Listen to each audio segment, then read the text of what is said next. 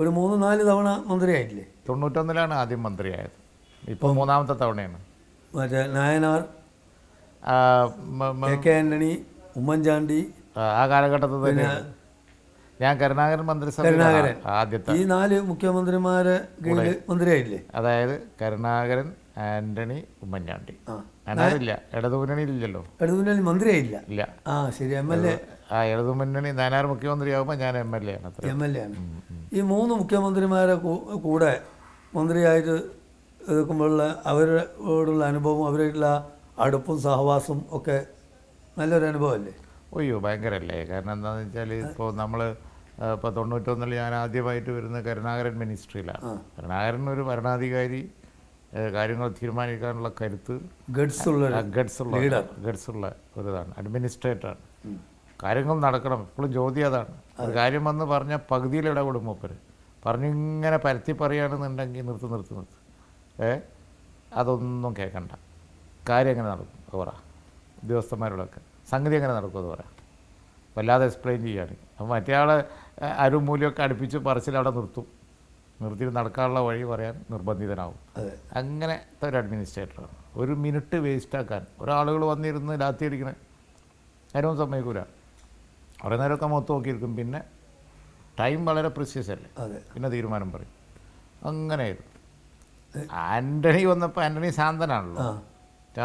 ഒരു കൺസെൻസസോടുകൂടി കാര്യങ്ങളൊക്കെ കണ്ടുപോകുന്നത് അതൊരു ശക്തിയാണ്. ആൻ്റണി അവിടെ പുറകിലുണ്ടായാൽ മതി എന്നുള്ള നിലയിൽ ബാക്കിയുള്ളവർ തീരുമാനത്തിൽ നടപ്പിലാക്കണം. ആൻ്റണി വേറെ സ്റ്റൈൽ. ഉമ്മൻചാണ്ടി പിന്നെ ഒക്കെ ഏറ്റെടുത്ത് നടത്തുന്ന ആളാണ്. ജനങ്ങളുടെ കാര്യങ്ങളൊക്കെ നേരിട്ട് അങ്ങ് ആവാഹിച്ച് അദ്ദേഹം തന്നെ എഴുതും. അതെങ്ങനെയാണ് ഒരു മനുഷ്യൻ ഇത്രത്തോളം ജോലി ചെയ്യുന്നുള്ളത് അറിഞ്ഞൂടാ. ജോലി അതാണ് നമ്മൾ ഘടകകക്ഷി എന്നുള്ള നിലക്ക് അവരിൽ നിന്നൊക്കെ നല്ല അടുപ്പം സഹവാസവും നല്ലൊരു കൂട്ടായ്മ അല്ലേ? വളരെ ഇണങ്ങിയ സമയമുണ്ട്, കുറച്ച് പിണങ്ങിയ സമയമുണ്ട്. രാഷ്ട്രീയമാണല്ലോ. പക്ഷേ എപ്പോഴും അവരെ ഡിസിഷൻ മേക്കിങ്ങിലും ബാക്കിയുള്ളതിലും ഒക്കെ ഞാൻ വളരെയധികം ഒട്ടിപ്പിടിച്ച് നിന്ന് ഇപ്പോഴും അങ്ങനെ തന്നെയാണല്ലോ. അതുപോലെ രാഷ്ട്രീയത്തിൽ നമ്മളെ പ്രതിപക്ഷ പാർട്ടികളിൽ നമ്മളെ ഇഷ്ടപ്പെടുന്ന അല്ലെങ്കിൽ നമ്മളോട് താല്പര്യമുള്ള കുറേ നേതാക്കളുണ്ടല്ലോ, അവരൊക്കെ എങ്ങനെയാണ് നിങ്ങൾക്ക് കാണുക? എനിക്കൊരു വലിയ സുഹൃത്ത് വലയം തന്നെ ഉണ്ട്. പ്രധാനമായിട്ട് ഇപ്പോൾ നാനാർ വലിയ ബഹുമാനമായിരുന്നു. അതെ, നാനാർക്ക് എല്ലാ രാഷ്ട്രീയക്കാർക്കും ഇഷ്ടപ്പെടുന്ന വലിയൊരു വ്യക്തിയായിരുന്നു. അതെ. നാനാർ ഒരു വ്യത്യസ്ത വ്യക്തി തന്നെയായിരുന്നു. കാരണം വെച്ചാൽ നാനാരിപ്പോൾ രാഷ്ട്രീയത്തിൽ ശത്രുക്കളാണെങ്കിലും ശരി, അവർക്ക് പേഴ്സണലായിട്ട് വിഷമമുണ്ടാക്കുന്ന ഒരു സംഗതി നാനാർ ഉണ്ടാവില്ല. അതാണ് നാനാരുടെ ഒരു പ്രത്യേകത. അപ്പോൾ എനിക്കെതിരായി തന്നെ ആരോപണവും കാര്യങ്ങളും പ്രശ്നങ്ങളൊക്കെ വന്നപ്പോൾ വേറെ വല്ല ആളുകളാണെങ്കിൽ അധികാരത്തിലിരിക്കുകയല്ലേ, കിട്ടിയ അവസരം ഉപയോഗിച്ച് പിന്നെ വിഷമിപ്പിച്ച് കളയും.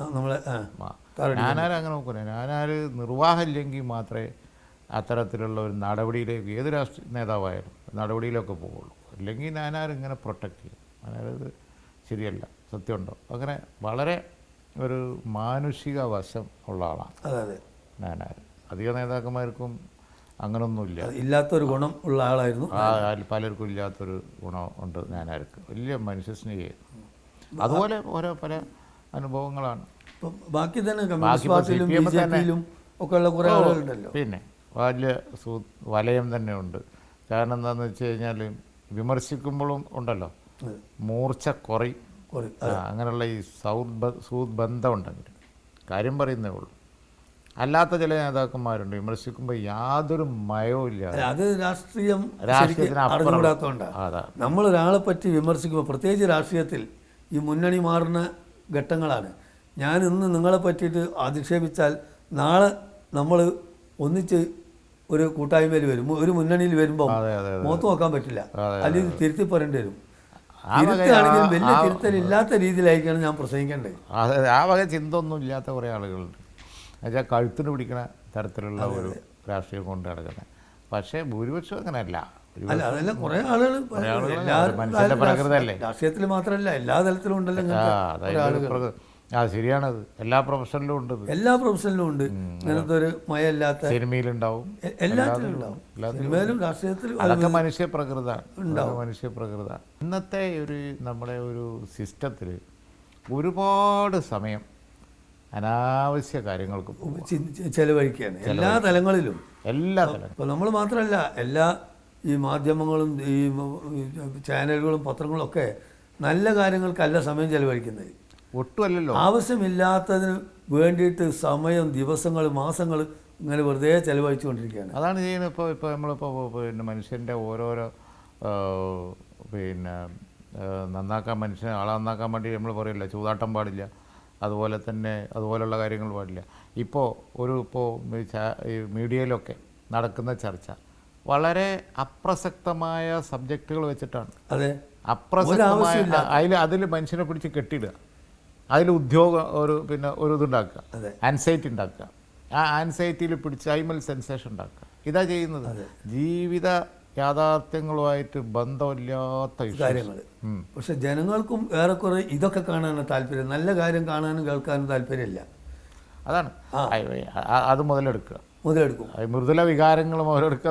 അത് ജനങ്ങൾക്കും ഒരാളെ പറ്റി ഒരു വിമർശനമോ എന്തെങ്കിലും ഒരു അപവാദം വന്നു കഴിഞ്ഞാൽ അതെന്തായി എന്ന് കേൾക്കാനാണ് പിന്നെ രാവിലെ തന്നെ പത്രം എടുക്കുന്നതും ഈ ടി വിയിൽ ശ്രദ്ധിക്കുന്നത്. പ്രത്യേകിച്ച് നമ്മൾ മലയാളികളുടെ ഒരു സ്വഭാവം നമ്മളെ കാര്യത്തിലല്ല താല്പര്യം. ജനങ്ങളും എല്ലാം മാറണം. കാരണം ഇതൊക്കെ എല്ലാം ബിസിനസ്സാണ്.